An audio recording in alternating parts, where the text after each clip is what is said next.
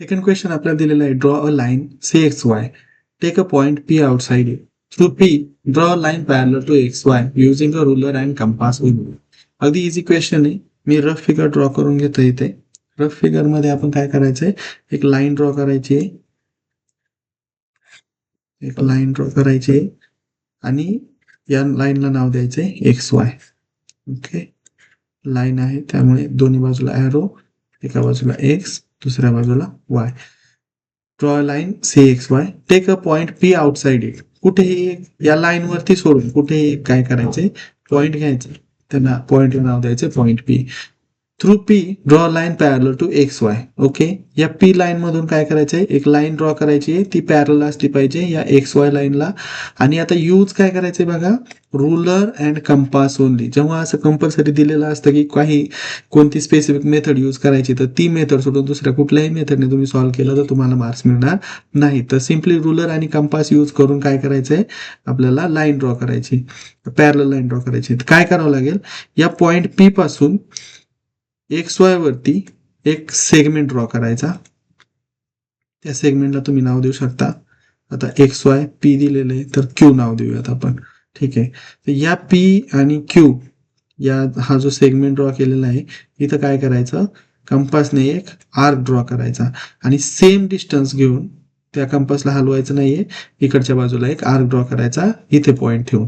आता हा arc draw केल्यानंतर कंपासने काय करायचं, पुन्हा या पॉइंट पासून या पॉइंट पर्यंत हे डिस्टन्स मेजर करायचंय. जेवढं डिस्टन्स इथं असणार आहे तेवढंच डिस्टन्स इथं असणार आहे आणि इथं काय करायचंय, आर्क ड्रॉ करायचा. आणि ह्या आर्क मधून काय करायचं, ह्या दोन पॉइंट पी आणि हा जो नवीन मिळालेला पॉइंट आहे त्याच्यामधून काय करायचं, एक लाईन ड्रॉ करायची आणि ती लाईन जी असणार आहे ती ऑटोमॅटिकली पॅरलल लाईन बनेल आपल्या जो एक्स वाय जी एक्स वाय लाईन होती त्या एक्स वाय लाईनला. ठीक आहे, आता ही तर होती रफ फिगर, तर मग मी काय करणार, याला नाव देणार रफ फिगर. ठीक आहे, आता नेक्स्ट काय करायचं, फेअर फिगर बनवायची. तर आता तुम्ही नंतर नाव देऊ शकता फेअर फिगर, कारण आपल्याला माहिती नाहीये की कुठपर्यंत आपली फिगर बनणार आहे. मग काय करायचं, सगळ्यात आधी आपण एक लाईन ड्रॉ करून घेऊ, से एक्स वाय.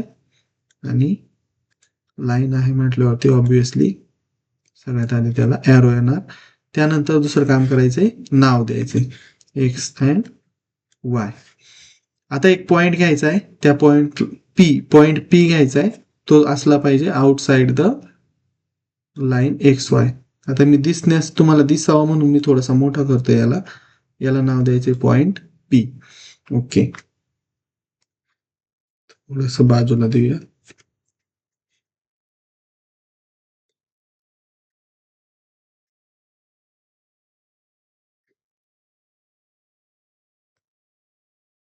Point P. आता काय करायचं, या पॉइंट वरून इथे एक पॉइंट एक्स्ट्रा पॉइंट घ्यायचा आहे, त्या पॉइंटला आपण नाव देऊ क्यू, कारण एक्स वाय ऑलरेडी झालेला आहे, पी नंतर क्यू येतो तर आपण पी क्यू नाव. आता या पी आणि क्यू ला काय करायचं, जॉईन करून घ्यायचं. क्यू पासून स्टार्ट केलं आणि पी पर्यंत आपण जॉईन करून घेतलं. जॉईन केल्यानंतर आपण काय करणार, कंपास घेणार. कंपास घ्यायची आणि स्केल घ्यायची. ठीक आहे, स्केल थोड्या वेळासाठी बाजूला ठेवू. कंपास घ्यायची आणि कंपासचं एक टोक पॉइंट क्यू वरती ठेवायचं आणि एक रिझनेबल डिस्टन्स की आपण जे ड्रॉ करू शकतो अशा डिस्टन्स वरती आपण काय करणार, दुसरा जो पॉइंट आहे तो ठेवणार आहे पेन्सिलचा पॉइंट. पेन्सिलचा पॉइंट जिथे आपण ठेवलेला आहे तिथपासून एक आर्क ड्रॉ करायचा. ठीक आहे, आता जसं तसं ॲज इट इज कंपास उचलायची आहे आणि पी पॉइंट वरती आणून ठेवायची. त्यानंतर बघा, आता इथपासून तर इकडपर्यंत आपण काय करणार, एक आर्क ड्रॉ करणार. आता आपण आर्क ड्रॉ करताना कंपासचे हे जे डिस्टन्स होतं, हे डिस्टन्स थोडंही चेंज होऊ दिलेलं नाहीये. तुम्ही सुद्धा तसंच फिजिकली सुद्धा ते डिस्टन्स चेंज होऊ द्यायचं नाही. ठीक आहे, आता काय करायचं आपल्याला, या पॉइंट पासून या पॉइंट पर्यंत किती डिस्टन्स होतं ते मेजर करायचंय. किती डिस्टन्स होतंय, तर आपण एका पॉइंट वरती